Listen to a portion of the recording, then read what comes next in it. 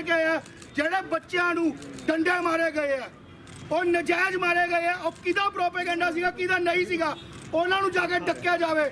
ਭਾਵੇਂ ਉਹ ਕਾਕਰੋਚ ਵਾਲੇ ਗਲਤ ਨੇ, ਭਾਵੇਂ ਬੀਜੇਪੀ ਵਾਲੇ ਗਲਤ ਨੇ, ਭਾਵੇਂ ਕਾਂਗਰਸ ਗਲਤ ਹੋਵੇ, ਕੋਈ ਵੀ ਹੋਵੇ, ਆਮ ਬੰਦਾ ਕਿਉਂ ਤਰਸਦਾ?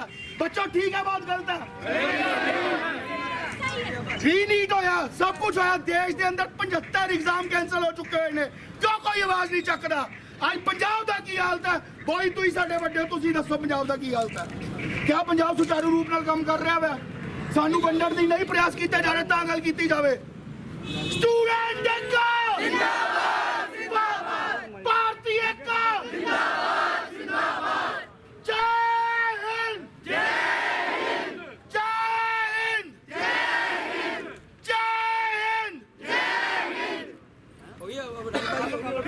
आज हाथों में जो आपने तख्तियां पकड़ी हुई हैं उसके बाद सबसे पहले तो आप ये देखो, बिल्कुल, पर इस मेहनत की कोई कदर नहीं है ना इस देश में।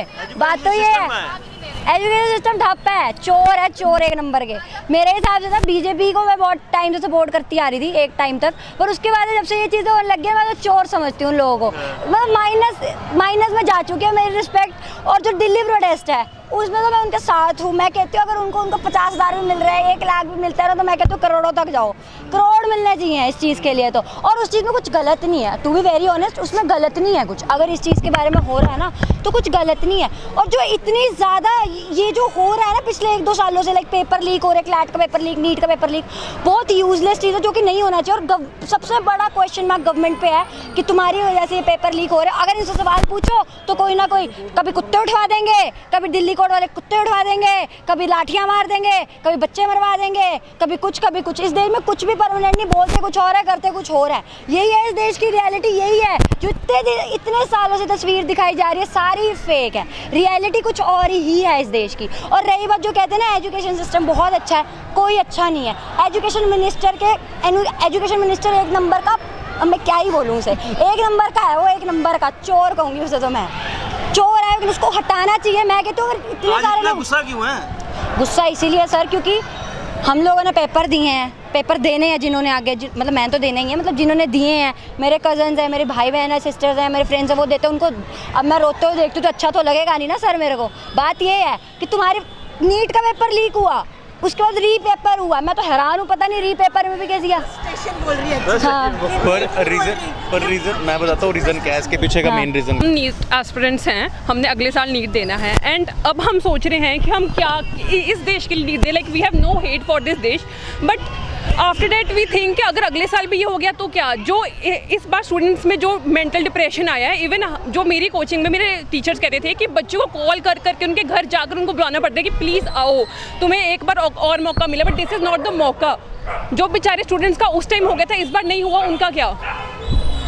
इवन इस बार जो दिल्ली में चल रहा है, in section article of 121A लिखा हुआ है कि we have right to speech, but कहाँ है राइट टू स्पीच? अगर हम बोल रहे हैं तो हमें मार रहे हैं, लाठी चार्ज कर रहे हैं। इन सेक्शन 121A उधर कहा गया है कि वो लाठी चार्ज नहीं कर सकते if you are doing a peaceful protest, but कहाँ, कोई भी नहीं देख रहा।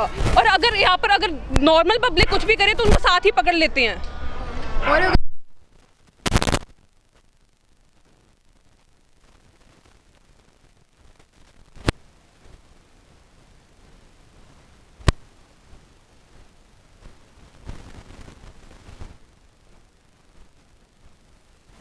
की एक्चुअली वो देनी चाहिए ना, एटलीस्ट हमको बोलने तो, बट नहीं, वहाँ पे जाके सिर फाड़ रहे हैं लोगों के, वहाँ पे जाके उन पे लाठी चार्ज कर रहे हैं। 13 साल के बच्चों का सिर फाड़ा है उन्हें, मतलब कहाँ आपकी ह्यूमैनिटी, कहाँ, क्या कर रहे हो आप?